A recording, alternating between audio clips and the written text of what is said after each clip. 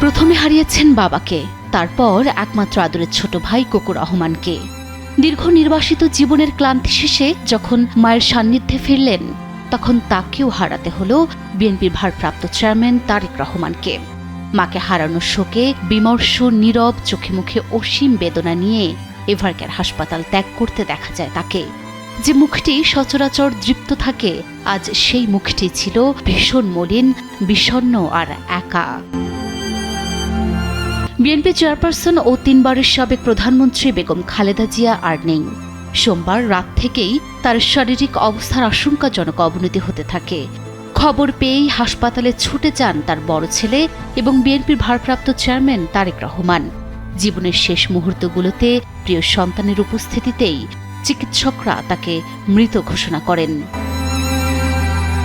হাসপাতালের করিডোর থেকে শুরু করে নয়াপল্টনের কার্যালয় সবখানেই এখন কেবল কান্নার রোল। শোকে পাথর হয়ে আছেন দেশ জুড়ে থাকা তার কোটি কোটি অনুসারী। সকাল 10:08 রাজধানীর এভারকেয়ার হাসপাতালের প্রধান ফটক দিয়ে বের হন তারেক রহমান। তবে দীর্ঘদিনের চেনা সেই তেজস্বী অবয়ব আজ যেন কিছুটা ম্লান। গাড়ির সামনের সিটে বসে থাকা প্রিয় নেতার বিমর্ষ মুখচ্ছবি আর বিষণ্ণ দৃষ্টি মুহূর্তেই ছুঁয়ে গেল উপস্থিত নেতা কর্মীদের হৃদয়। কোনো কথা বলেননি, হাতও নাড়েননি, কেবল একরাশ বিমর্ষতা সঙ্গী করে নিঃশব্দে হাসপাতাল এলাকা ত্যাগ করলেন তিনি। যখন বাবার হাত ধরে পৃথিবী চেনার কথা, তখনই হারিয়েছেন পিতাকে।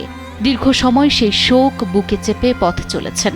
এরপর এলো প্রবাসের নির্বাসিত জীবন। সেখান থেকেই খবর পেলেন আদরের একমাত্র ছোট ভাই আরাফাত রহমান কোকো আর নেই। দীর্ঘ নির্বাসন কাটিয়ে যখন দেশের মাটিতে ফিরলেন, তখন বুক ভরা আশা ছিল মায়ের সান্নিধ্য পাওয়ার।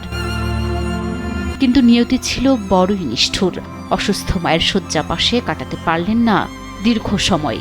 যে মায়ের দোয়ায় তার পথ চলা, সেই মা বেগম খালেদা জিয়াকেও শেষে হারালেন তিনি।